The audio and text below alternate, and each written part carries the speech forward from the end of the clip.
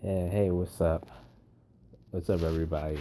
I was just looking on online and I saw the No Mercy pay-per-view. And to me personally, I just thought it was really lackluster. The only match that was match of the night, I would say, was the tag match. Everything else just sucked, and it really wasn't worth watching.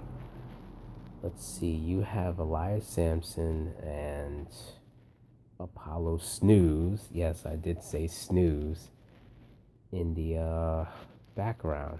In the beginning, you had Apollo Snooze lose to Elias Sampson. I personally didn't care about the match. I thought it was kind of boring. You had Neville lose the belt, the cruiserweight title, to what's his name, Enzo Amore, which was really stupid in my opinion. It was really dumb. You had the Fatal Five Way match, and there was one positive. Bailey didn't win. That's one positive. Another positive is the power bomb to Nia Jax. That was a positive. The negatives about this match: Alexa Bliss retained. Two, there were too many women in the match. Three, Emma didn't win. What was the point to build up for 2 straight weeks if you're just gonna have her lose? It really didn't make any sense. Not only did it not make any sense, it was stupid. And thus, I don't care about the women's division on Raw anyway. I already knew something screwy like this was gonna happen. Let's see, what other matches? Oh yeah, you had The Miz versus Jason Jordan. Oh wow, Jason Jordan loses again. I already knew that was gonna happen. Didn't need to go to the psychic to see that. Um, what else? Oh yeah, the tag match I already said was probably most likely match of the night because it was pretty good. It was a pretty good match. Let's see what else you had. You had Bray Wyatt and you had Finn Balor in your typical boring match.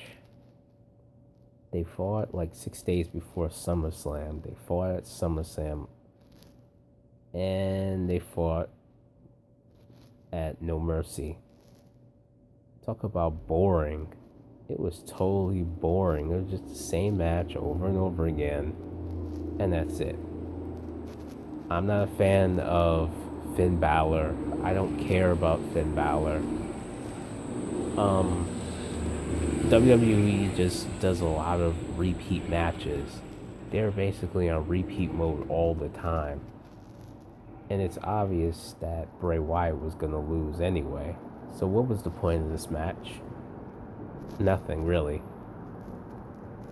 Let me think other matches. Oh yeah, they had Cena versus Roman Reigns. Didn't care for it. Roman Reigns was gonna win. Obviously, that was gonna happen. Everybody knew that that was gonna happen. So what was the point to actually investing in this? There was no point to it because it's obvious Roman Reigns was gonna win.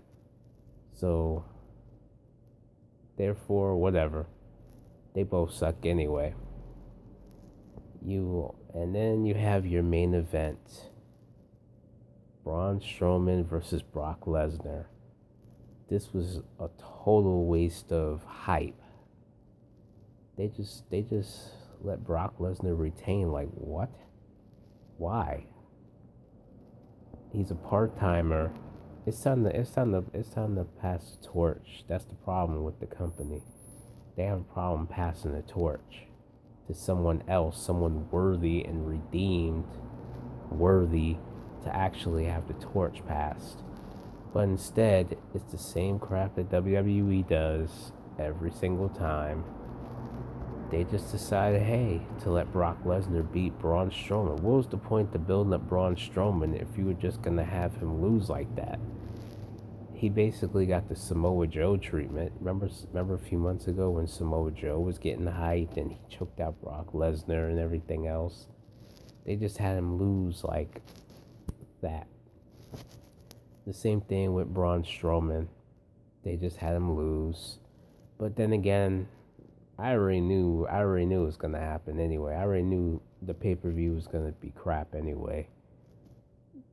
Reason number one is because look at SummerSlam's hype. 6 days before, it was just a mess. They had Neville lose the title to Zawa, and they had some other title change. Then they had another title change. They had Bray Wyatt versus Finn Balor 6 days before the match. Like, come on. And how is it that your developmental pay-per-view is going to do better than your main roster's pay-per-view? That's just pathetic. And 6 days ago, they had a piss poor build-up. It didn't even feel like a go-home show last Monday night on Raw. It didn't feel like a go-home show. It just felt like your typical average boring Raw. That's all it really was. And for those of you who say, hey, I'm gonna stop watching WWE.